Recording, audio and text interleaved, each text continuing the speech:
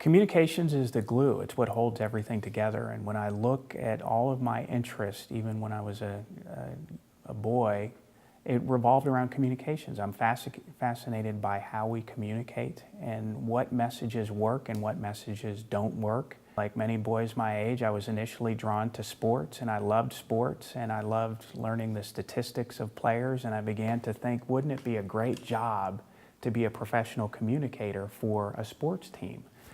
So that's really what kind of drew me over into communications, and since that time I've dabbled in journalism and gone through public relations, and now I'm in academia. There is nothing like teaching. When you are in the classroom with those students, everything else stops and you're in the moment with them. And there's something really magical, and especially at Elon, because the students are engaged and there's an expectation that you're going to be engaging as a professor. So I love the fact that it's not rote memorization, and you can't just stand and lecture, particularly in front of this demographic. I mean, you have to come up with creative and interesting ways to get the information across. And when it hits the target, you can see that. And it's not often in communications you can tell that your message is hitting its target.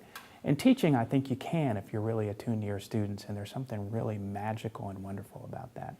I'd put our students up against any students in the nation. They're top-notch, and they come out of here really having established themselves as outstanding young communicators and professionals, and perhaps equally as important, good people.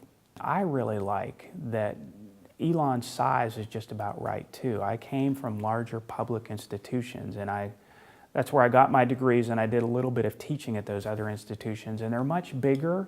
And I think they were excellent schools, and I don't have any regrets about them. But to me, this is the way an undergraduate education should be, where you get to know the students and work with them. I've had a chance to mentor honors students, and you really get to know these students and work with them and see how they grow over their time at Elon.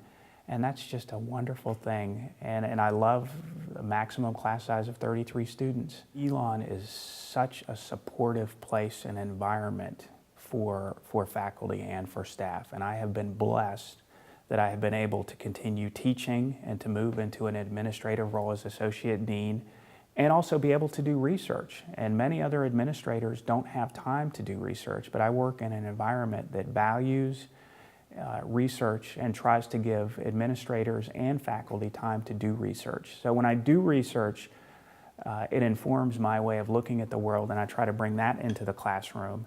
And that just scratches the surface of the other opportunities I've had at Elon. I've had a chance to travel the world twice on a ship through a program called Semester at Sea. Elon has allowed me to leave twice. I've taught an honors course in Turkey, where we took 12 honors students. So there are so many opportunities outside of the classroom, and that just makes you, I think, better attuned to your students and to the world that surrounds them, and it informs your teaching, and I think it makes you a better teacher.